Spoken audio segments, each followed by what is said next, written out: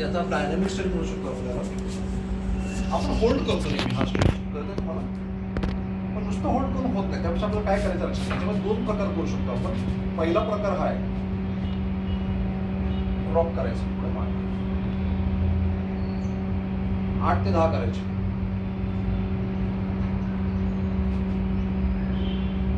त्याच्यावर तुमचा मागचा इन्फ्लेक्शन ओपन होणार, लक्षात घ्या, मागचा. त्याला दुसरं एक व्हेरिएशन असं आहे, याला मागा आला पुढे वाकला, याला मागा आला पुढे वाकला. ते हॅमस्ट्रिंग्स तुमची थोडीशी मोबिलाइज होणार आहे. आता ह्याच्यामध्ये काय होतं, तुमचं पेल्विक गर्डल जे आहे ना ते मोबिलाइज होणार. हा पहिला झाला. सिम्पल स्ट्रेच आहे, काही याच्यामध्ये नाही. मेंबरला जर हा बॅलन्स जात असेल तर तुम्ही फक्त लिनिंग करू शकता. त्याच्यानंतर बटरफ्लाय पल्स म्हणजे आपले जे बाबा रामदेव सांगतात तेच आहे. Butterfly pulse. बटरफ्लाय पल्स म्हणजे काय करायचं आपल्याला, शक्यतो बॅक आर्च ठेवायची. लोक वाकतात आणि हे करायचं आपल्याला. त्याला पल्स म्हणतो. फार वर जायचं नाही, लक्षात घ्या. लोक काय करतात, वर जातात. फक्त हे करायचं, हळूहळू हे ओपन होतं. आता स्टॅटिक स्ट्रेचेस आपण शेवटी हे करतोच, त्याच्यामुळे काय वाद नाही. दुसरा आहे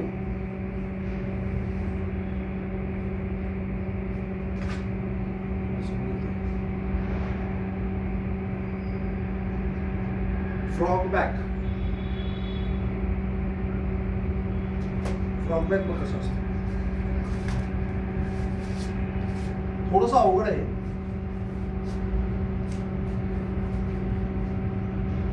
असं बसायचं, पुढे मागे हे करायचं. हा थोडा स्ट्रेच अवघड आहे, तर याच्यामध्ये तुमची थोडीशी टेस्ट होते मग. पण फ्रॉग लक्षात आलं तुझं कसं करायचं.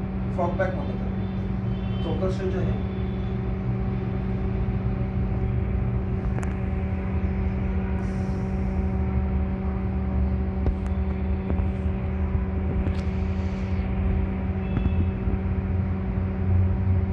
पायरी फॉर्म्स आपण घेत नाही. आपण केलं आहे पायरी फॉर्म्स.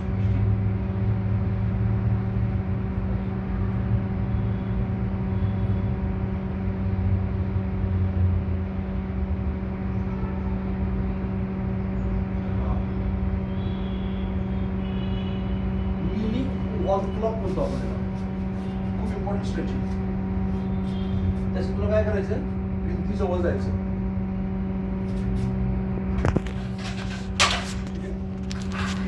आपण थोडंसं खूप टेस्ट करू.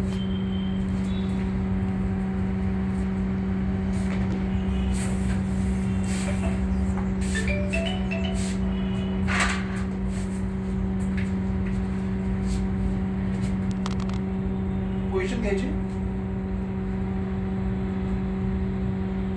इकडे number 1, number 2, number 3, number 4, number 5. Straight झालास.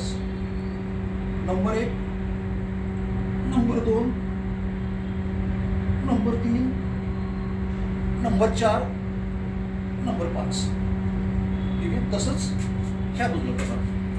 हा पाय मागवा होता माझा, हा पाय पुढे घेतला नाही. याच्यावर तुमचं थोरॅक्सवर फोकस असते. केटलबेल सेटचं चांगलं आहे मोबिलिटी. ते घेतलं तुम्ही. नंबर 1, नंबर 2, नंबर 3, 4, 5 आणि 6.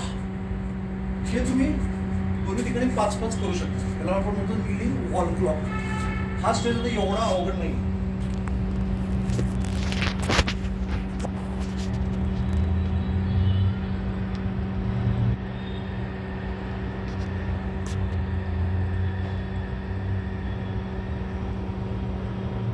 अजून एक याच्यामध्ये आहे variation.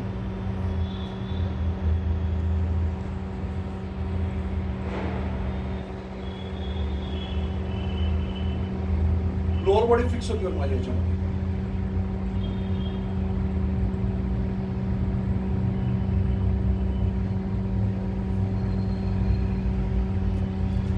Foam roller thoracic extension होतं आपल्याला. फोम रोल घ्यायचं,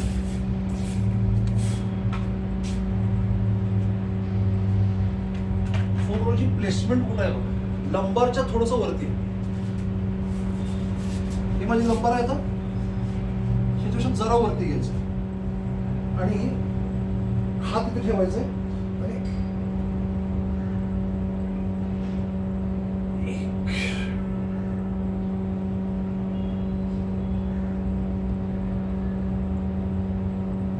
दोन हे करायचं. ठीक आहे. नंतर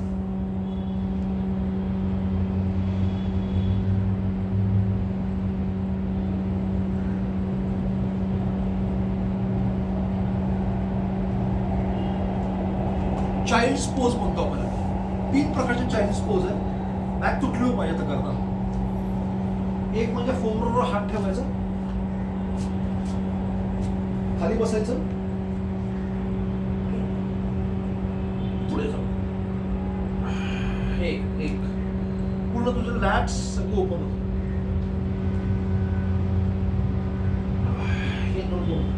हे फोम रोलवर जाऊ. दुसरं तुला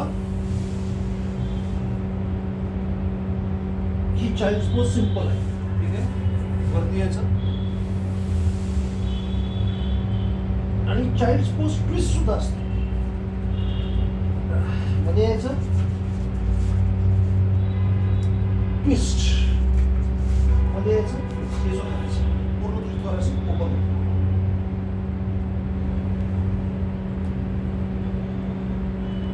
त्याला थ्रेड द नीडल म्हणतात. थ्रेड द नीडल, सुईमध्ये कधी आपण धागा घालतो असं.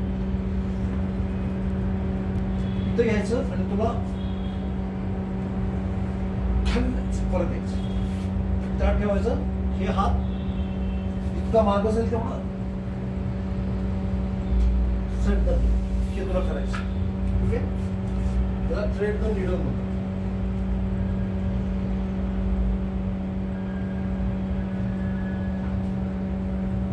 आता ह्याच्यामध्ये अजून एक काय होणार, thread the needle plus T rotation. हे बघ, तू गेलास पुढे, हात घेतलास, थ्रेड नीडल केलंस, ओपन कर स्पाईन. परत गेलास खाली, हात जो थ्रेड नीडल केलंस, बाहेर आलंस, ओपन कर स्पाईन. पूर्ण तुझे स्कॅपुलापासून सगळं ओपन होतं.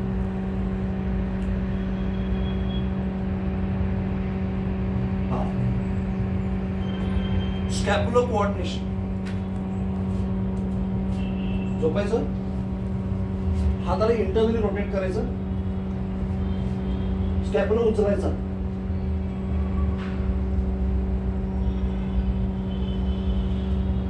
One two three. त्याच्यामध्ये स्कॅप्युलरची स्टेबिलिटी सुद्धा टेस्ट होते आणि मोबिलिटी सुद्धा टेस्ट होते.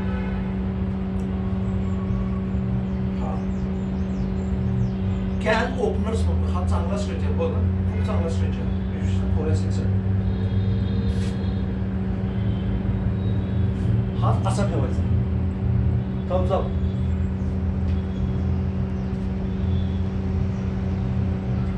ओपन करायचं, खाली ठेवायचं, हात इकडे ठेवला, थम्स अप, ओपन करायचं, खाली ठेवायचं. दुसरा शोल्डर शक्यतो खाली ठेवायचा प्रयत्न करायचा. आपण म्हणतो स्कॅपुलर कॅन ओपनर्स.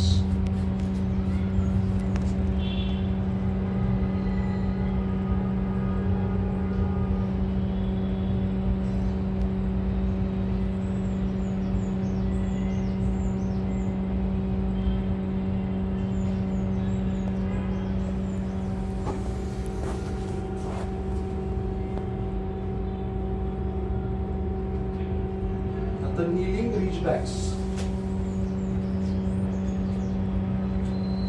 पोझिशन मध्ये इकडे हात टेकवायचा, नीलला रीच बॅक करायचं, परत यायचं इकडं, हा इथं ठेवायचा, हात ह्या साईडला जायचं, रीच बॅक करायचं.